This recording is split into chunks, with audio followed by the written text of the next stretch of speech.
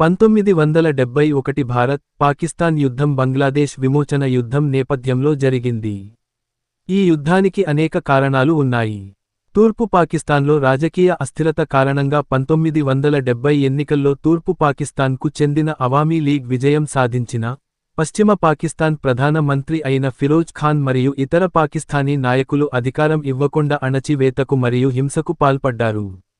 ఆనాటి పాక్ సైన్య అధ్యక్షుడు జనరల్ యాహ్యా ఖాన్ అతి ఘోరంగా అవమీలీగ్ నాయకులను మరియు సైనికులను అణచివేతకు మరియు తీవ్ర హింస కండకు పాల్పడ్డాడు. బంగ్లాదేశ్ విమోచన పోరాటం తూర్పు పాకిస్తాన్లో బెంగాలీ ప్రజలు తమ భాష, సంస్కృతి కోసం పోరాటం చేశారు. పాకిస్తాన్ సైన్యం వారిపై దాడులు, అణచివేతకు పాల్పడింది. ఈ అణచివేతను ఆనాటి ప్రధాన మంత్రి అయిన ఇందిరా గాంధీ గారు చూసి సహించలేకపోయారు. లక్షలాది మంది తూర్పు పాకిస్తాన్ శరణార్థులు భారత్కు వలస రావడంతో దేశంపై ఆర్థిక భారం పడింది. పాకిస్తాన్ యొక్క దురాక్రమణ 1971 డిసెంబర్ 3న పాకిస్తాన్ భారత వైమానిక స్థావరాలపై ఆకస్మిక దాడి చేయడంతో ఇందిరా గాంధీగారు యుద్ధం చేయడానికి ఏమాత్రం వెనకడుగు వేయలేదు. మన ఇందిరా గాంధీగారు భారత ఆర్మీ అధ్యక్షుడు జనరల్ సామ్ మానెక్షా గారిని ఆదేశించారు. గౌరవ జనరల్ సామ్ మానెక్షా గారు నాయకత్వం వహించారు.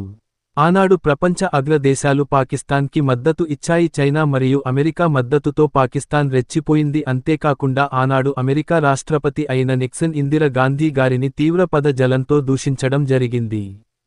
కానీ మన మిత్ర దేశం ఇప్పుడు రష్యా ఆనాటి యుఎస్ఎస్ఆర్ మనకు మద్దతుగా నిలిచి మనకోసం హిందూ మహాసముద్రం తీరా ప్రాంతంలో అమెరికా న్యూక్లియర్ సబ్మెరైన్ కి అడ్డుగా రష్యా యుఎస్ఎస్ఆర్ న్యూక్లియర్ సబ్మెరైన్ ని నిలిపి ఉంచింది. రష్యా భారతదేశానికి పూర్తి మద్దతు తెలిపింది. అమెరికా, చైనా వెనక్కి తగ్గాయి. యుద్ధం మొదలైంది. దీన్ని ఆపరేషన్ చెంగిజ్ ఖాన్ అంటారు.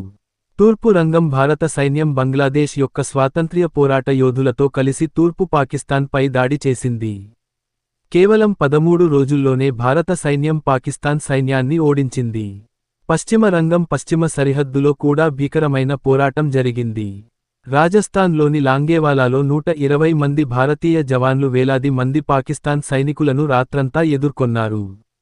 భారత వైమానిక దళం సమయానికి చేరుకుని పాకిస్తాన్ ట్యాంకులను ధ్వంసం చేసింది.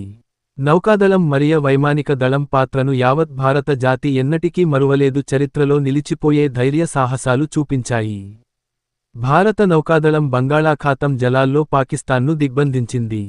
భారత వైమానిక దళం పాకిస్తాన్ వైమానిక దళానికి భారీ నష్టం కలిగించింది. పాకిస్తాన్ ఓటమి డిసెంబర్ 16, 1971న పాకిస్తాన్ జనరల్ ఏ ఖాన్ నియాజీ 93,000 మంది సైనికులతో భారత లెఫ్టినెంట్ జనరల్ జగ్జీత్ సింగ్ అరోరాకు లొంగిపోయారు. రెండవ ప్రపంచ యుద్ధం తర్వాత ఒక దేశ సైన్యం ఇంత పెద్ద సంఖ్యలో లొంగిపోవడం ఇదే మొదటిసారి. బంగ్లాదేశ్ ఏర్పాటు ఈ యుద్ధం ఫలితంగా బంగ్లాదేశ్ స్వతంత్ర దేశంగా అవతరించింది. భారతదేశ విజయం ఈ యుద్ధంలో భారతదేశం ఘన విజయం సాధించింది. భారత సైన్యం యొక్క ధైర్యసాహసాలు ప్రపంచానికి తెలిసాయి. ఈ యుద్ధంలో దాదాపు 3,843 మంది భారతీయ సైనికులు మరణించారు మరియు 9,851 మంది గాయపడ్డారు. పాకిస్తాన్ తన నౌకాదళంలో సగం, వైమానిక దళంలో 4వ వంతు మరియు దాదాపు 3 వంతుల సైన్యాన్ని కోల్పోయింది. 1971 యుద్ధం భారతదేశ చరిత్రలో ఒక ముఖ్యమైన ఘట్టం. ఈ యుద్ధం బంగ్లాదేశ్కు స్వాతంత్ర్యాన్ని అందించడమే కాకుండా భారతదేశం యొక్క సైనిక శక్తిని ప్రపంచానికి చాటి చెప్పింది.